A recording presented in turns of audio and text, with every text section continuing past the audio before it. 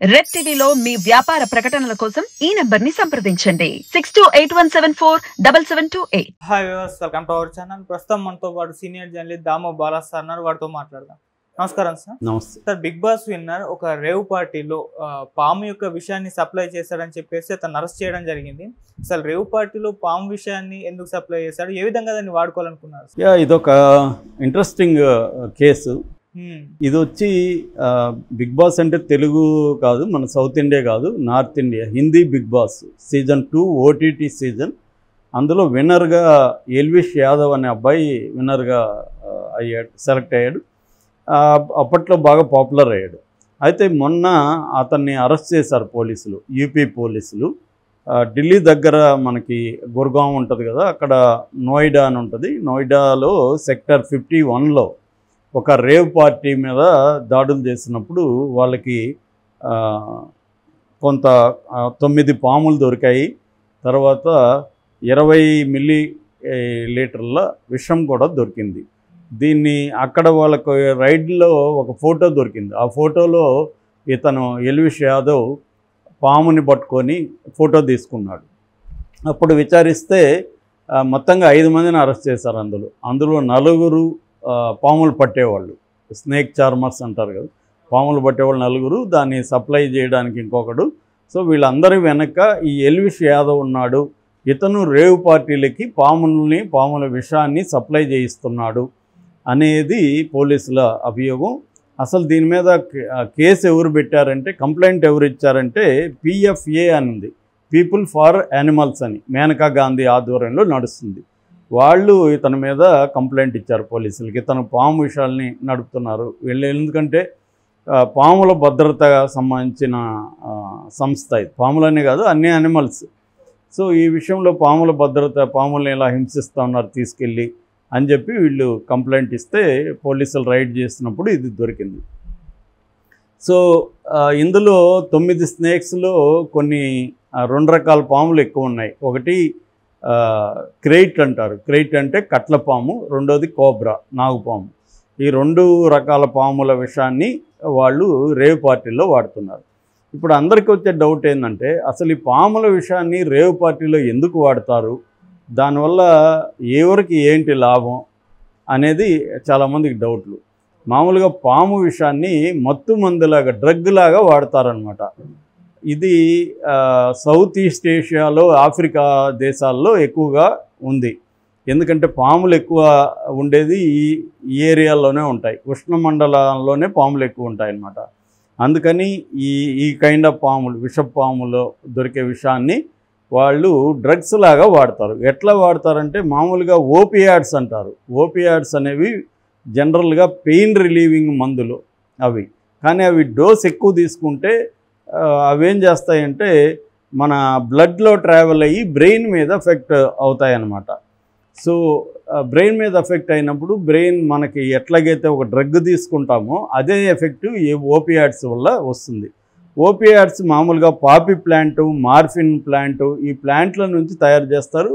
ఒక్కోసారి ల్యాబుల్లో కూడా ఓపియాడ్స్ని తయారు చేస్తారు.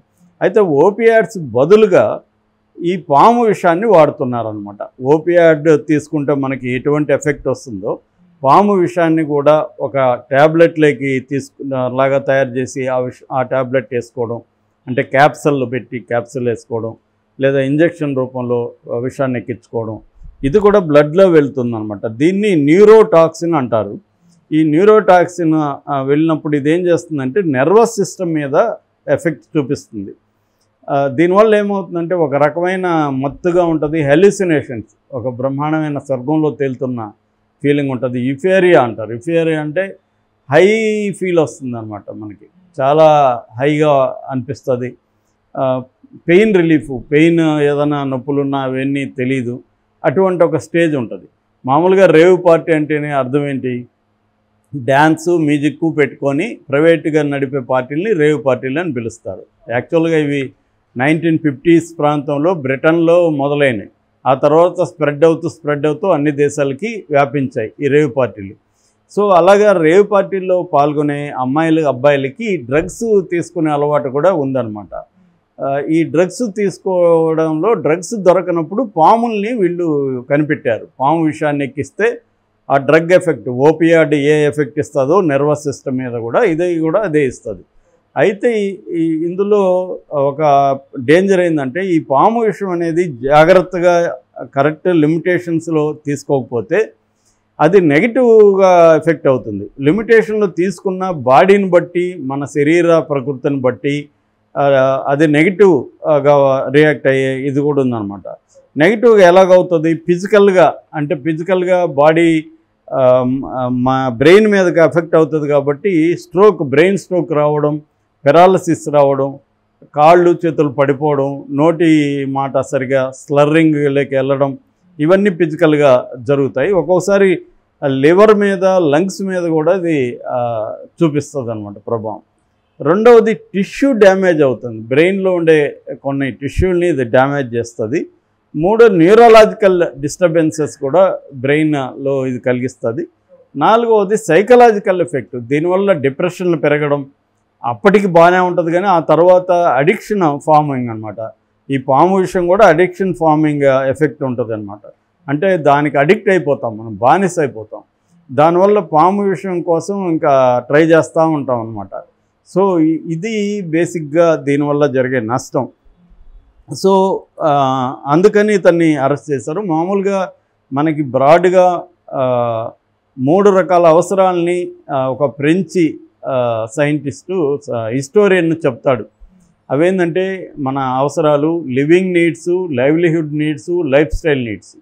లివింగ్ నీడ్స్ అంటే కూడుగూడు గుడ్డ, బతకడానికి కావాలి. లైవ్లీహుడ్ అంటే ఈ 3 కూడుగూడు గుడ్డ కావడానికి సంపాదన కావాలి, ఏదైనా పని చేసుకోవాలి, ఉద్యోగం చేసుకోవాలి, వ్యాపారం చేసుకోవాలి, ఇవి చేసుకోవాలి, దాన్ని లైవ్లీహుడ్ నీడ్స్ అంటారు. మూడవది life style needs. Life style needs అంటే నీకేమీ అవి కంపల్సరీ అవసరం లేదు. నాకు లగ్జరీగా కారు ఉండాలి, నాకు లగ్జరీగా ఒక వాచ్ ఉండాలి, నాకు లగ్జరీగా ఫోన్ ఉండాలి, ఇలాంటివన్నీ కూడా లైఫ్ స్టైల్ నీడ్స్. అట్లాగే క్రైమ్ని కూడా మనం డివైడ్ చేస్తే లివింగ్ నీడ్స్ కోసం క్రైమ్ చేయడం, కూడుగుడు కోసం క్రైమ్ చేయడం, లైవ్లీహుడ్ నీడ్స్ కోసం ఉద్యోగం లేదు కాబట్టి క్రైమ్ చేసి ఉద్యోగం తెచ్చుకోవడం, ఒక ఫోర్జరీ చేసి ఏమన్నా తెచ్చుకోవడం, లైవ్లీహుడ్ క్రైమ్ అంటారు దాన్ని. ఇది లైఫ్ స్టైల్ క్రైమ్లోకి వస్తుంది. వీళ్ళకి ఇదేం అవసరం లే, పాము విషయం అవసరం లే, రేవ్ పార్టీ అవసరం లే, ఏ రకంగా అవసరం లే, ఇవన్నీ లైఫ్ స్టైల్ క్రైమ్స్లోకి వస్తాయి. ఈ లైఫ్ స్టైల్ క్రైమ్స్ ఇండియాలో బాగా పెరుగుతున్నాయి. ఎందుకంటే ఒక అప్పర్ మిడిల్ క్లాస్ అనేది ఇండియాలో బాగా పెరుగుతుంది, రిచ్ క్లాస్ కూడా బాగా పెరుగుతుంది. సో దీనివల్ల డిస్పోజబుల్ ఇన్కమ్స్ అంటాం, అంటే ఖర్చు పెట్టదగిన ఆదాయాలు పెరుగుతున్నాయి. సో దీనివల్ల ఏమవుతుందంటే ఈ రకమైన క్రైమ్స్ అనేవి పెరుగుతున్నాయి. ఈ అబ్బాయి కూడా దాంట్లోనే ఇరుక్కున్నాడు. ఎందుకంటే ఇతనికి బిగ్ బాస్ వల్ల వచ్చిన తన సర్కిల్ ఇవన్నీ పెరిగాయి. ఒక రిచ్ సెక్షన్లోకి ఇతను కూడా వెళ్ళినా కూడా దానికి తగిన మెయింటైన్ చేయడానికి తగిన డబ్బులు లేవు. అందుకని ఈ రూట్లోకి వెళ్ళాడు. ఈ రూట్లో అయితే డ్రగ్స్, పాము విషయాలు దీంట్లో మంచి రేటు పలుకుతుంది. ఎవరినో పాములోని పట్టుకుంటే వాడికి 5,000 10,000 ఇస్తే పాముని తెచ్చేస్తాడు. వీళ్ళు మాత్రం లక్షల్లో విషయాన్ని అమ్ముకోగలుగుతారు. సో ఈ బిజినెస్లోకి తను ఎంటర్ అయ్యాడు. కానీ అతను అరెస్ట్ అయినప్పుడు అతను చెప్పింది ఏంటంటే, నేను ఈ క్రైమ్ చేయలేదు, నేను చేసినట్టుగా నిరూపిస్తే నేను బట్టలిప్పి వీడియో చేస్తానని అంటున్నాడు అతను. నువ్వు బట్టలిప్పి ఎవడికి కావాలరా నువ్వు అని పోలీసులు అంటున్నారు. మొత్తానికి ఈ క్రైమ్లో ఇతను ఇరుక్కున్న ఇదైతే ఉంది. దీన్ని బట్టి ఏంటంటే పాముల ద్వారా కూడా మత్తు వస్తుంది, పాము విషం ద్వారా కూడా అనేది ఇప్పుడు అందరినీ షాక్ చేసింది. చాలామందికి తెలియదు ఇది పాము విషం వల్ల ఈ స్థాయి ఎఫెక్ట్ ఉంటుంది అనేది తెలియదు. కానీ దీని డేంజరస్ ఎఫెక్ట్ కూడా ఉంటుంది. ఇది ఎందుకంటే అన్ప్రెడిక్టబుల్ అంట. పాము విషం మీద ఎలా పనిచేస్తుంది అనేది ప్రాపర్ రీసెర్చ్ కూడా లేదని చెప్తున్నారు. ఇంకా రీసెర్చ్ బిగినింగ్ స్టేజ్లోనే ఉంది. సో దానివల్ల జాగ్రత్తగా ఉండమని పోలీసులు హెచ్చరిస్తున్నారు. ఇది ఎక్కువగా పెరాలసిస్, అటాక్స్ ఇలాంటివి వచ్చే అవకాశాలు ఉన్నాయని చెప్తున్నారు. ఒక్కొక్కసారి డెత్ కూడా జరుగుతుంది. పాము విషయం మామూలుగానే పాము కాటేస్తే చాలామంది చనిపోతారు.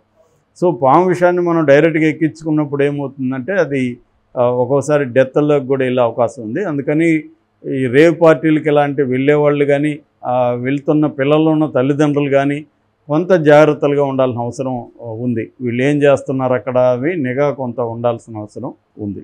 Okay sir, thank you so much.